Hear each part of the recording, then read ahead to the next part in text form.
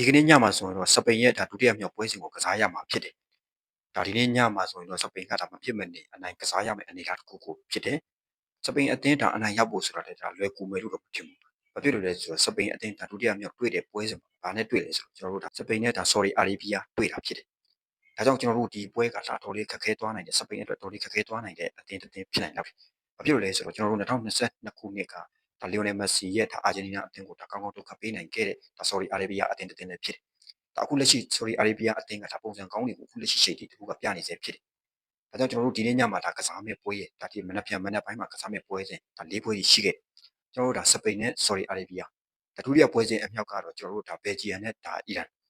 ပြီးတော့ကျွန်တော်တို့ဥရုဂွေးတတိယပွဲစဉ်ကတော့ဥရုဂွေးနဲ့ကာပိုပါတီ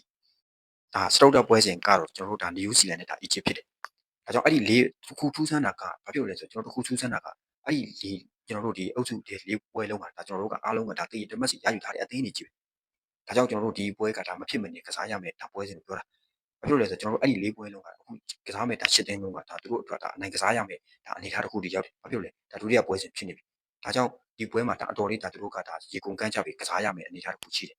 ။ကျွန်တော်တို့ဒီအနိုင်ကစားမှသူတို့ကနောက်တစ်ဆင့်ကိုတက်လန်းဖို့အတွက်ရေရှည်ကောင်းသွားနိုင်ပါသူတို့တတင်းတင်းကရှုံးနေခဲ့မယ်ဆိုကမ္ဘာ့ဖလားထွက်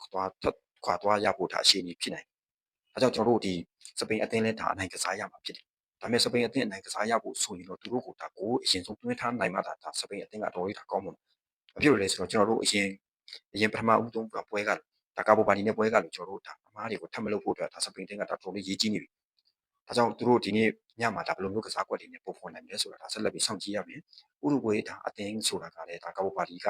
ခံစစ်ပိုင်းလည်းကောင်းတယ်။သူတို့ရဲ့သမားကတော်လေးကိုကောင်းမွန်တဲ့အနေအထားဖြစ်တယ်။စပိန်အသင်းကတော်လေးဒုက္ခရောက်ခဲ့တယ်ပေါ့နော်။ဥရုဂွေးအနေနဲ့ရောကာပိုပါတီအသင်းကိုဘယ်လိုမျိုးသူတို့တိုက်စစ်တွေနဲ့ဆင်နိုင်မလဲ။ဒါကြောင့်ကျွန်တော်အခုပြောချင်တာကဒီ၄ပွဲလုံးကသူတို့ကတယောက်တမတ်တီယူထားတာဖြစ်တယ်။ဒါကြောင့်မဖြစ်မနေအနိုင်ကစားရမယ့်အသင်းတွေကြီးပဲဒီနေ့ညပွဲစဉ်နဲ့မနက်ဖြန်မနက်ခင်းပိုင်းကစားမယ့်ပွဲစဉ်တွေကအတော်လေးကြည့်ကောင်းမယ့်ပွဲစဉ်တွေကျွန်တော်ပြောခဲ့တာ။ဟုတ်ပါတယ်ဒီနေ့တော်တော်လေးကိုကြည့်ကောင်းမယ့်ပွဲစဉ်တွေပဲဖြစ်တယ်။ဒါကြောင့်ဘေးတင်းတွေကနောက်တစ်ဆင့်တက်ပြီးတော့ဘေးတင်းကကမ္ဘာ့ဖလားကထွက်ခွာသွားရမလဲဆိုတော့ကျွန်တော်ရဲ့ comment အောက်မှာဝင်ရောက်ပြီးရေးပေးခဲ့ကြပါဦးခင်ဗျာ။